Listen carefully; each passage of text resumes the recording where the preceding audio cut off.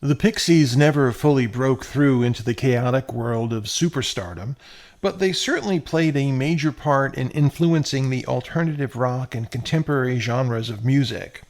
They formed in Boston, Massachusetts in 1986. Wow, that seems like such a long time ago now. They certainly had a unique sound to them, and they were able to find a place as an opening act for bigger acts that came to town. Their debut album in 1988, entitled Surfer Rosa, really shined as a blend of so many oddball genres that it was quite unique in its own way, combining punk, surf, and indie rock. They were way ahead of anything that Sirius XM now has made a channel for, those satellite streamers out there. They certainly built a cult audience along the way. Of course, the way ended in 1993. Well, I guess we can say the first way ended in 1993. They would be back for more.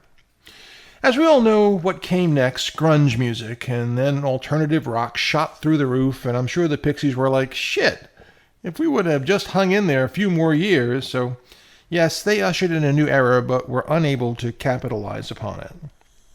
But we're not here to talk about the Pixies. We're here to talk about the drummer for the Pixies, and his name is Dave Lovering.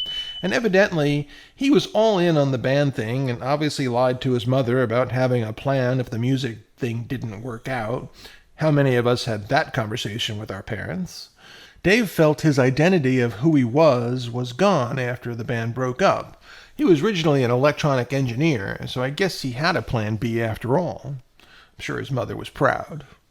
Evidently, though, even an electronic engineer can get upstaged by a bunch of new grads and find it hard to move forward if you haven't been keeping up with that stuff. Shit's changing all the time, you know.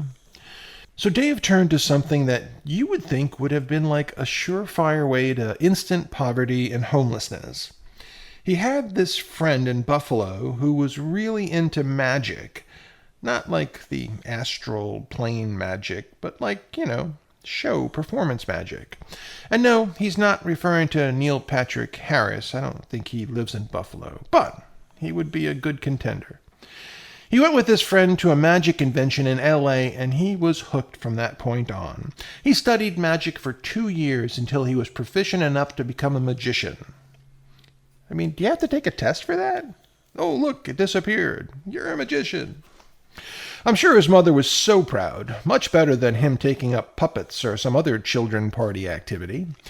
In fact, he became so talented in magic that he combined his new love for the craft with his technical background to become the scientific phenomenalist, performing magic tricks that involved machines that he built himself. Lovering explained to Happy Mag, the whole idea of my show was not to say that I was a magician. I was really just going out to do a science show with all these really wild experiments.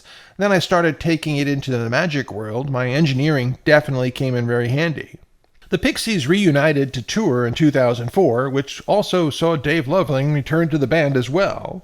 However, he was still enamored with magic and the career that came out of it, so instead of giving it up to rejoin his former band members, he decided to keep both of his passions.